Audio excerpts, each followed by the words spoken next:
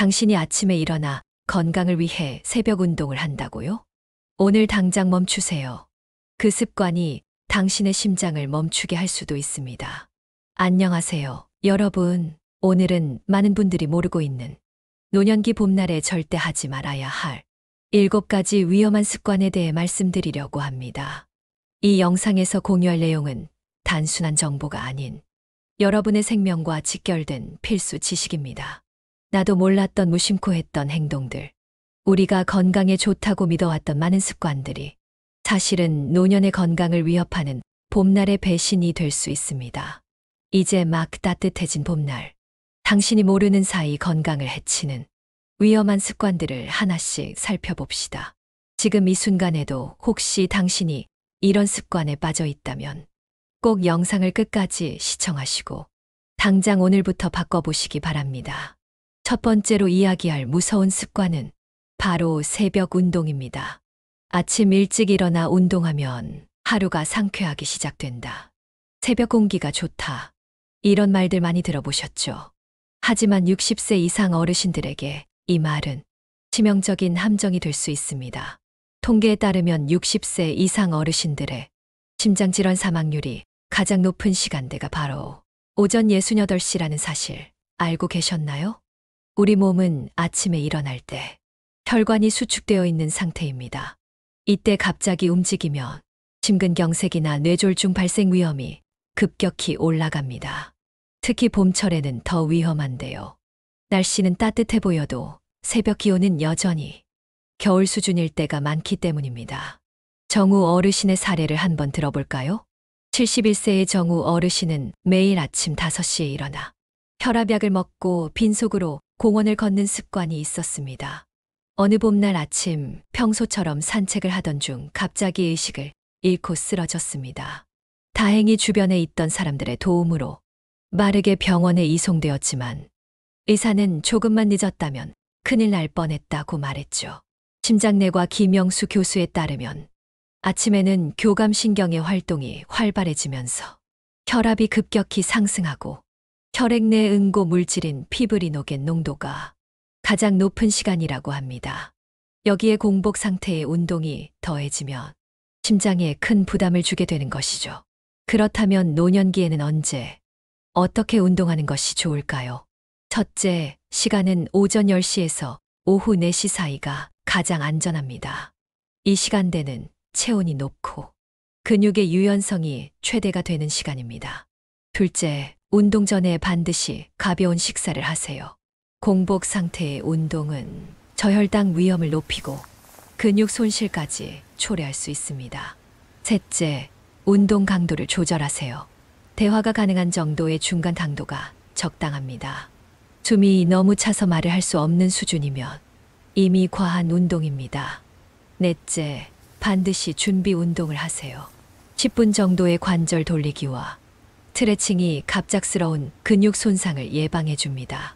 다섯째, 약 복용 시간과 운동 시간 사이에 최소 1시간의 간격을 두세요. 특히 혈압약은 운동 시 혈압 저하를 초래할 수 있습니다. 경희대 한의과대학 김수연 교수는 노년기 운동은 덜 자주, 덜 오래, 덜 강하게가 원칙이라고 조언합니다. 하루 1520분, 주 34회 정도의 적당한 운동이 가장 효과적이라는 것이죠. 정우 어르신은 이제 오전 11시 가벼운 단식을 먹고 친구들과 함께 공원을 산책합니다. 예전보다 피곤함도 덜하고 운동 후 기분도 더 상쾌하다고 합니다. 그의 주치의는 혈압도 더 안정적으로 유지되고 있다고 말했습니다. 두 번째로 주의해야 할 습관은 봄 몇 알의 장시간 활동입니다. 봄이 오면 많은 어르신들이 오랜 겨울 동안 움츠렸던 몸을 일으켜 공원이나 야외에서 시간을 보내십니다. 하지만 이때 간과하기 쉬운 위험이 있습니다. 바로 탈수입니다. 노년층은 땀 분비량과 갈증을 인지하는 기능이 저하되어 있어 탈수 위험이 매우 높습니다.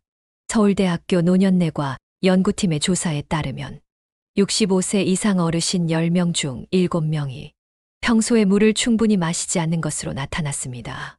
특히 봄철 햇빛이 강한 날에는 본인도 모르는 사이에 수분이 빠져나가 무기력증, 현기증이 찾아오고 심한 경우 일사병까지 발생할 수 있습니다.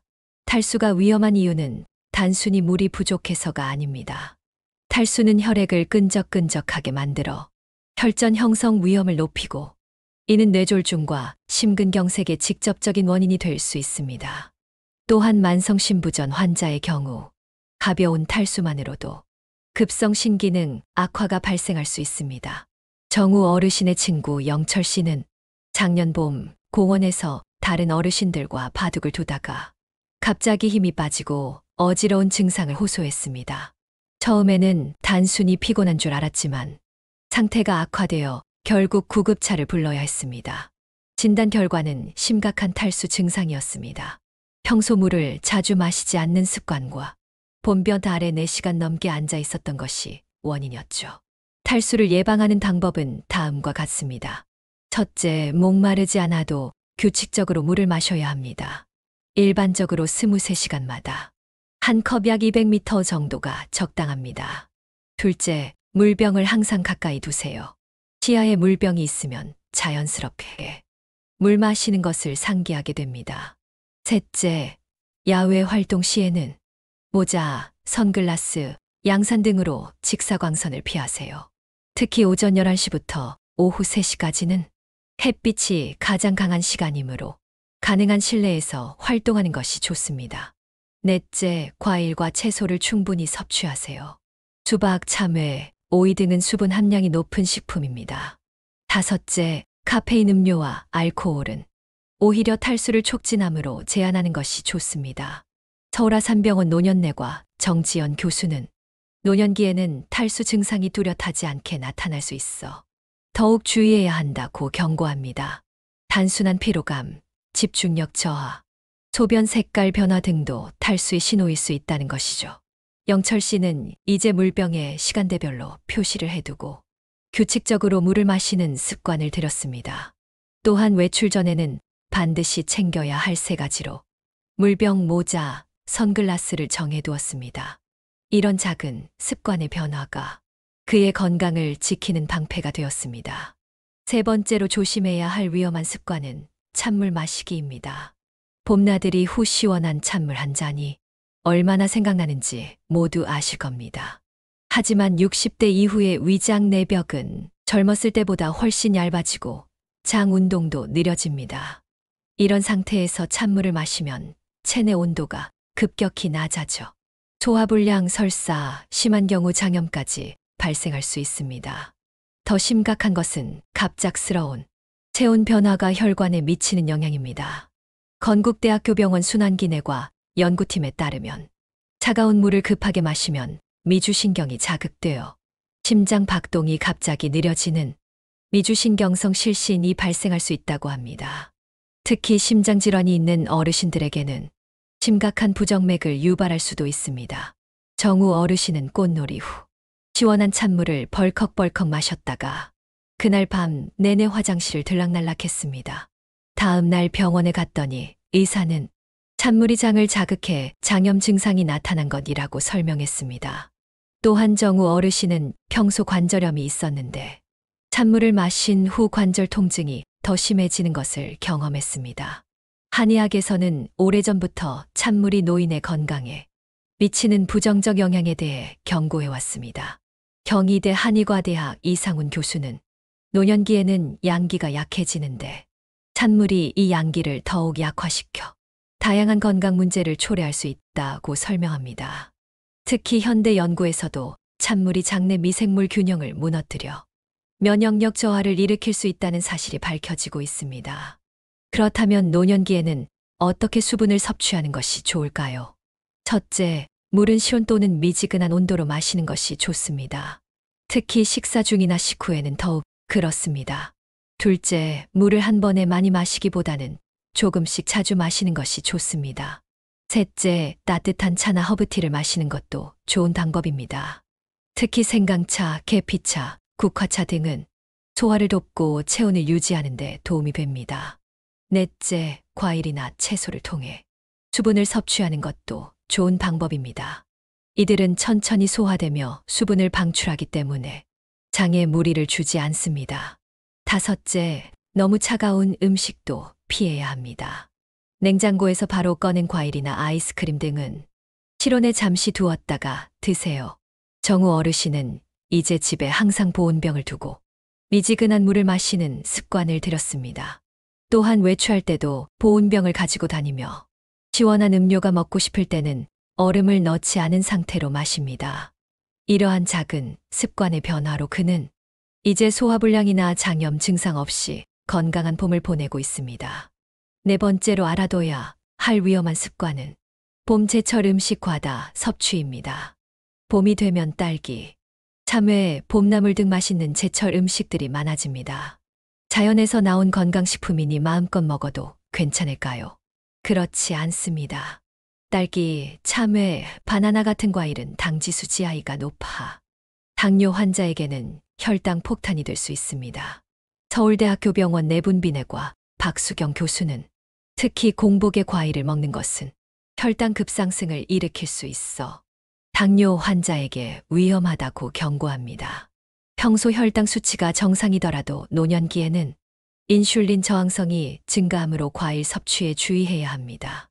또한 봄나물은 건강에 좋지만 양념이 많이 들어간 무침 요리로 먹으면 나트륨 과다 섭취의 원인이 됩니다. 한국식품영양과학회 자료에 따르면 일반적인 나물무침 한 접시에는 성인 1일 권장 나트륨 섭취량의 30% 이상이 포함되어 있다고 합니다. 정우 어르신의 경우 자연식이니까 괜찮겠지라고 생각하며 봄철 딸기와 봄나물을 무제한으로 드셨습니다. 하지만 정기검진에서 혈압과 혈당 수치가 크게 상승했고 의사는 식습관을 즉시 개선해야 한다고 경고했습니다. 고려대학교 안암병원 영양팀 김영희 팀장은 제철 음식을 건강하게 즐기는 방법을 다음과 같이 제안합니다. 첫째, 과일은 식후 2시간 후에 드세요. 공복에 먹는 것보다 혈당 상승을 막습니다. 둘째, 과일은 작은 접시에 한 번만 담아 먹는 습관을 들이세요. 한 번에 드실 수 있는 과일은 성인 손바닥 크기 정도가 적당합니다. 셋째, 나물은 된장, 간장 대신 들기름, 참기름을 간을 맞추면 나트륨 섭취를 줄일 수 있습니다. 넷째, 제철 채소를 사용하면 드레싱 양을 최소화하고 가능하면 레몬즙과 올리브유만으로 간단히 맛을 내세요. 다섯째, 하루 총 당류와 나트륨 섭취량을 체크하는 습관을 들이세요. 당뇨가 있으시다면 식사 일지를 작성하는 것이 도움이 됩니다. 봄 제철 음식의 또 다른 함정은 고산진미라는 인식입니다. 비싸게 주고 사왔으니 많이 먹어야지 라는 생각은 과식으로 이어질 수 있습니다. 특히 봄나물 중 두릅, 참빗살, 원추리 등은 소화가 잘 되지 않아 과다 섭취 시 소화불량을 일으킬 수 있습니다. 정우 어르신은 이제 과일을 먹을 때 소형 접시를 사용하고 나물은 소금 대신 들기름과 약간의 다진 마늘로 맛을 내어 드십니다. 또한 식사량도 배부름의 80% 정도를 유지하고 있습니다. 그 결과 약 한 달 만에 혈압과 혈당 수치가 정상 범위로 돌아왔습니다. 5번째 주의해야 할 습관은 봄맞이 대청소입니다. 봄이 오면 많은 가정에서 대청소를 합니다. 겨우내 묵은 먼지를 털어내고 집안을 깨끗이 하는 일은 중요하지만 노년층에게는 큰 사고의 위험이 도사리고 있습니다. 통계에 따르면 노년층 낙상 사고의 1위 상황이 바로 대청소 중 미끄러지거나 허리를 삐끗하는 경우입니다. 국민건강보험공단의 자료에 따르면 65세 이상 어르신의 낙상 사고는 매년 봄철에 20% 이상 증가한다고 합니다. 특히 3월부터 5월 사이에 집중적으로 발생하는데 이는 봄맞이 대청소와 밀접한 관련이 있습니다. 무릎 관절이 약한 상태에서 무리하게 청소를 하며 연골이 손상되어 퇴행성 관절염이 악화될 수 있습니다. 또한 오랜 시간 쪼그려 앉거나 굽히는 자세는 척추 디스크에 무리를 주어 허리 통증을 유발할 수 있습니다. 정우 어르신은 작년 봄 욕실 바닥을 닦다가 미끄러져 엉덩이 골절로 3개월간 입원한 경험이 있습니다. 의사는 노년기 골절은 생명을 위협할 수 있는 심각한 문제라고 경고했습니다. 실제로 노년층 엉덩이 골절 환자의 2030%는 1년 내에 사망한다는 통계가 있습니다. 연세대학교 세브란스 병원 정형외과 김현우 교수는 노년층이 청소할 때 지켜야 할 안전 수칙을 다음과 같이 제안합니다. 첫째, 절대 혼자 청소하지 마세요. 가족이나 도우미의 도움을 받는 것이 좋습니다. 중간중간 충분한 휴식을 취하는 것이 중요합니다. 욕실이나 현관 같은 미끄러운 곳에서는 반드시 논슬립 슬리퍼나 미끄럼 방지 매트를 사용하세요. 높은 곳에 물건을 치울 때는 절대 의자나 발판 위에 올라가지 마세요. 안정적인 사다리를 사용하거나 도움을 요청하세요. 청소 전에 가벼운 스트레칭으로 몸을 풀어주세요. 특히 허리와 무릎 스트레칭이 중요합니다. 또한 청소 도구 선택도 중요합니다. 가벼운 진공 청소기, 긴 손잡이가 있는 걸레, 물통이 부착된 분무기 등 몸의 부담을 줄이는 도구를 사용하세요. 정우 어르신은 골절사고 이후 청소 습관을 완전히 바꿨습니다. 이제 그는 월 1회 전문 청소 서비스를 이용하고 일상 청소는 가벼운 것만 짧은 시간 동안 합니다. 또한 욕실에는 미끄럼 방지 매트를 깔고 화장실과 침실에는 비상벨을 설치했습니다. 마지막으로 가장 무서운 습관은 바로 이 정도쯤이야 라는 자만심입니다. 어르신들 사이에서 가장 흔히 들을 수 있는 말이 있습니다. 그냥 피곤해서 그래. 나이 들면 다 이런 거야. 괜찮아. 조금 있으면 나아질 거야. 하지만 이런 생각이 가장 위험할 수 있습니다. 노년기에 나타나는 경미한 증상들이 사실은 협심증이나 뇌졸중의 전조 증상일 수 있기 때문입니다.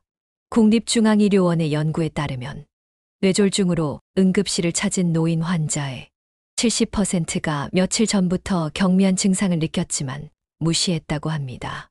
흔히 무시되는 증상으로는 일시적인 어지러움, 한쪽 팔다리의 저림, 말이 어눌해지는 현상, 시야 장애 등이 있습니다.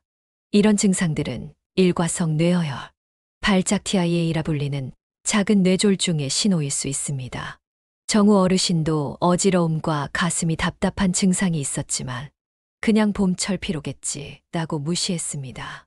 그러다 증상이 심해져 병원에 갔더니 협심증 진단을 받았습니다. 의사는 조금만 더 방치했다면 심근경색으로 이어질 수 있었다고 경고했습니다. 같은 증상이 며칠째 지속된다면 이는 분명 우리 몸이 보내는 적신호입니다.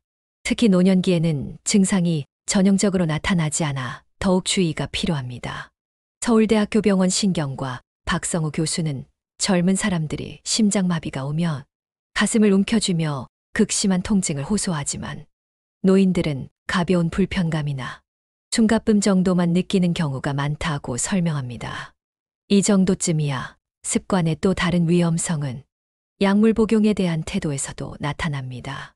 많은 어르신들이 오늘은 괜찮으니까 또는 약을 너무 많이 먹으면 안 좋다라는 생각으로 의사가 처방한 약을 임의로 중단하거나 용량을 줄이는 경우가 있습니다.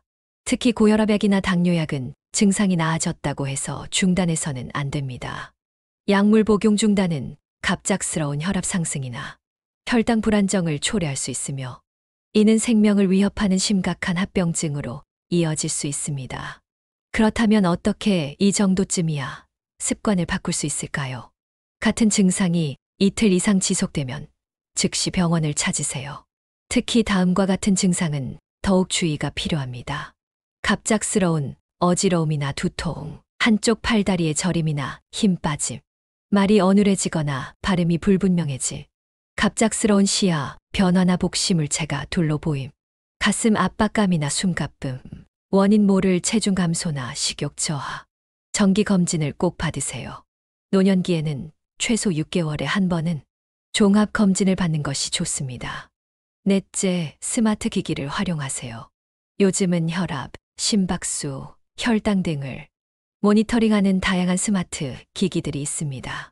가족이나 친구들에게 자신의 건강 상태를 숨기지 마세요.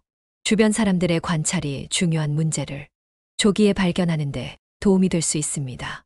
정우 어르신은 협심증 진단 이후 건강에 대한 태도를 완전히 바꿨습니다.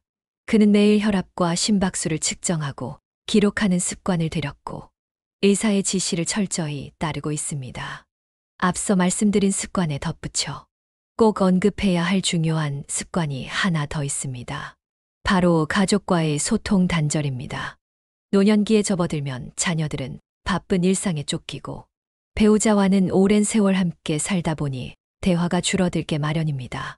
하지만 이러한 소통 단절은 신체적, 정신적 건강에 심각한 영향을 미칠 수 있습니다. 서울대학교 노년학과 김정희 교수팀의 연구에 따르면 가족과 정기적으로 소통하는 노인은 그렇지 않은 노인보다 우울증 발병률이 45% 낮고 인지 기능 저하 속도도 30% 더 느리다고 합니다. 가족과의 소통이 건강에 미치는 영향은 단순히 정서적인 부분에만 국한되지 않습니다. 실제로 응급 상황 시 가족의 빠른 대응이 생명을 구하는 경우가 많습니다. 또한 가족들은 어르신의 건강 변화를 객관적으로 관찰할 수 있어 어르신 본인도 인지하지 못한 증상을 조기에 발견하는 데 중요한 역할을 합니다. 그렇다면 어떻게 가족과의 소통을 건강하게 유지할 수 있을까요? 첫째, 정기적인 가족 모임을 갖는 것이 좋습니다. 월 1회 정도의 가족 식사나 나들이를 통해 자연스러운 대화의 시간을 만들어 보세요. 둘째, 스마트폰이나 태블릿을 활용하세요. 화상통화 앱을 통해 자주 얼굴을 보며 대화할 수 있습니다. 특히 요즘은 어르신들을 위한 간편한 인터페이스의 디지털 기기들이 많이 출시되고 있습니다. 셋째, 건강 상태나 일상의 변화를 숨기지 마세요. 자신의 건강에 이상이 있을 때는 반드시 가족에게 알리는 것이 중요합니다. 넷째, 가족 내 건강 버디 시스템을 만들어 보세요. 특정 가족 구성원과 정기적으로 건강 상태를 공유하고 점검하는 습관을 들이는 것입니다.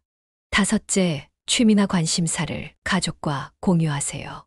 공통의 화제가 자연스러운 대화로 이어질 수 있습니다. 정우 어르신은 매주 일요일 저녁에 자녀들과 화상통화를 하는 시간을 가족 일정에 고정해 놓았습니다. 또한 지역 노인복지관에서 스마트폰 활용 교육을 받아 이제는 메시지 앱이나 SNS를 통해 자녀, 손주들과 일상을 공유하고 있습니다. 이러한 소통의 증가는 그의 정서적 건강뿐만 아니라 신체적 건강에도 큰 도움이 되고 있습니다. 지금까지 노년기에 절대 하지 말아야 할 7가지 습관에 대해 알아보았습니다. 우리가 10대, 20대처럼 젊었을 때는 몸이 회복력이 좋아서 잘못된 습관의 영향이 바로 나타나지 않았지만 이제는 그렇지 않아요. 작은 습관 하나가 우리의 삶을 완전히 바꿀 수 있습니다. 오늘 영상에서 소개한 7가지 습관을 다시 한번 정리해 보겠습니다. 새벽 운동은 위험합니다. 오전 10시 이후에 운동하세요. 봄볕 아래 장시간 활동은 탈수를 일으킵니다. 충분한 수분 섭취와 그늘에서의 휴식이 필요합니다. 찬물 한 잔이 장을 얼릴 수 있습니다. 실온의 물이나 따뜻한 차를 드세요. 봄 제철 음식도 과하면 독입니다. 당과 나트륨 섭취를 조절하세요. 봄맞이 대청소는 골절의 원인이 될 수 있습니다. 안전을 최우선으로 생각하세요. 이 정도쯤이야 라는 생각이 생명을 위협합니다. 작은 증상도 무시하지 마세요. 가족과의 소통 단절은 건강 안전망을 무너뜨립니다. 정기적인 소통 시간을 가지세요. 여러분, 봄은 인생에서 가장 아름다운 계절입니다. 매년 찾아오는 봄이지만 우리가 그 봄을 맞이하는 방식은 해마다 조금씩 달라져야 합니다. 젊었을 때의 습관을 노년기에도 그대로 유지하는 것은 위험할 수 있습니다. 지금 이 영상을 보고 계신 여러분 또는 여러분의 부모님, 조부모님이 혹시 이런 위험한 습관에 빠져 있지는 않은지 점검해 보세요. 그것이 바로 나와 가족을 지키는 진짜 봄맞이입니다. 벚꽃은 잠깐이지만 건강은 평생입니다. 오늘 영상이 도움이 되셨다면 좋아요와 구독, 그리고 주변의 소중한 어르신들에게 이 영상을 공유해 주세요. 여러분의 작은 관심이 누군가의 생명을 지킬 수 있습니다. 다음 영상에서 다시 만나요. 감사합니다.